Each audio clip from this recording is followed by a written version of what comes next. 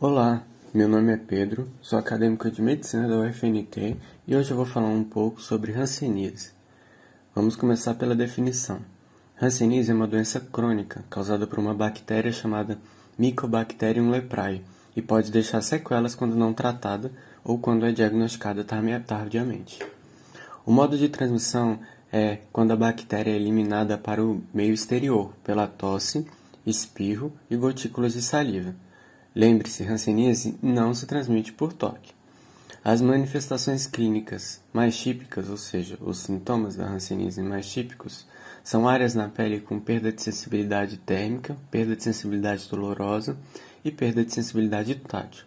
Essas áreas também têm diminuição de pelos e de suor, além de diminuição da força muscular ao longo de todo o corpo e caroços pela pele. O diagnóstico da hanseníase é principalmente pelos sintomas clínicos e pela epidemiologia do local. Pode ser usada de forma auxiliar a baciloscopia, mas ela não é definitiva e não é decisiva. O tratamento da hanseníase é ambulatorial, ou seja, sem internação, de 6 meses a 1 ano pela poliquimioterapia, isto é, uma administração de uma associação de antibióticos. A vigilância epidemiológica quando se envolve a hanseníase envolve o processo de coleta, processamento, análise e interpretação dos dados referentes à hanseníase. Hanseníase é uma doença de notificação compulsória em todo o Brasil e de investigação obrigatória. Assim, após a confirmação do diagnóstico, a notificação deve ser realizada através da ficha de notificação de hanseníase do CIVAN. CIVAN é um sistema de informação de agravos e notificação. Demonstrando como notificar, irei fazer isso agora, mostrando como preencher a ficha de notificação da hanseníase. Continuando, essa é a ficha de notificação e investigação de hanseníase do SINAM, Sistema de Informação de Agravos e Notificações. Aqui, um leve lembrete falando que definição de caso confirmado, ou seja, pessoas que apresentam características e precisam de poliquimioterapia. Características clínicas como lesões na pele, acometimento de nervo, espessamento neural e laboratoriais, como baciloscopia positiva. Primeiramente, essa parte de tipo de dados gerais de tipo de notificação é individual. Ela é importante na hora de dar baixa no sistema do SUS, mas não precisa ser preenchida quando está sendo feita a caneta. Aqui o agravo à doença costuma já vir preenchida, se não vier precisa ser escrito, e aqui o código da hanseníase. A data da notificação é obrigatória. A gente coloca a unidade federativa, o município de notificação, com o código de endereçamento postal, o CEP. Aqui identificamos também a unidade de saúde e o código da unidade de saúde. Lembrando que o CET, data do diagnóstico, também é obrigatório. Esses dados gerais são importantíssimos para que o SINAM possa cruzar dados e montar um estudo e efetivar a vigilância epidemiológica. Aqui é a notificação individual, ou seja, dados do paciente. Aqui o nome do paciente, obrigatório, sem abreviações.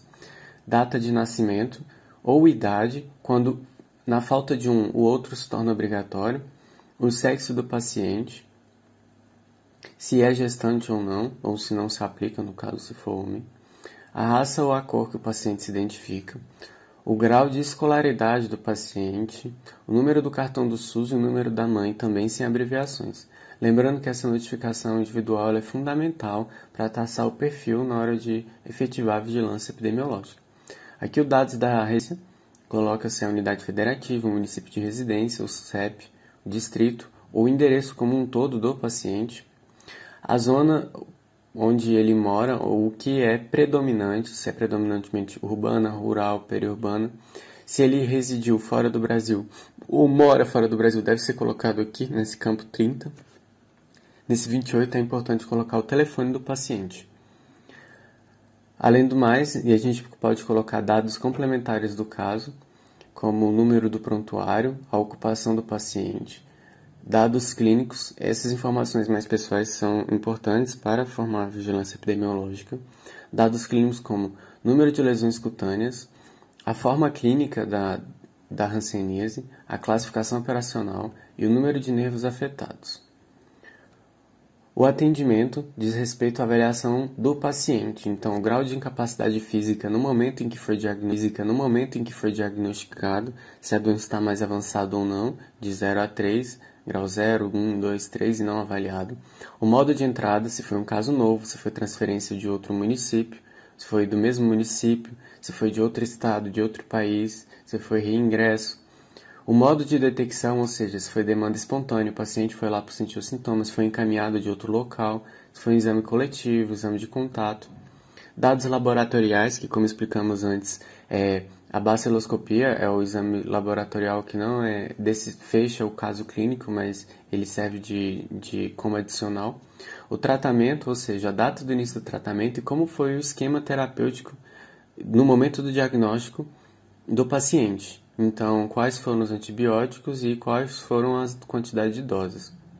Aqui falando se o número de contatos registrados, ou seja, o número de pessoas dentro da casa do paciente acometido pela hanseníase, para poder formar estudo, um campo de observações adicionais.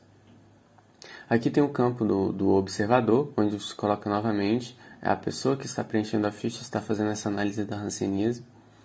Aqui você coloca a residência,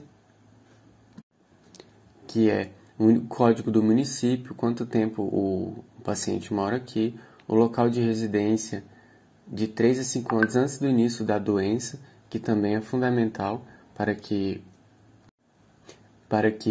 se entenda e faça a vigilância, o histórico e o exame dermatológico, ou seja, informando se tem caroços, como está a pele do paciente, falando se ele fez ou não dados laboratoriais complementares e a análise da pele do paciente. O grau de incapacidade, aqui especificando quais são os graus, ou seja, lesões tróficas, mão caída, se foi avaliado ou não, no pé, nos olhos, que pode ser triquíase, pode ser opacidade coreana central, problemas oculares também, que pode ser indicado se tiver. E relação de contatos domiciliares. Então, as pessoas que moram com ele, que ele tem contato, será colocado aqui o nome, a idade, o sexo, o tempo que reside com o doente, o parentesco dele e como está o número de cicatriz de BCG, se a pessoa foi vacinada contra a hanseníase.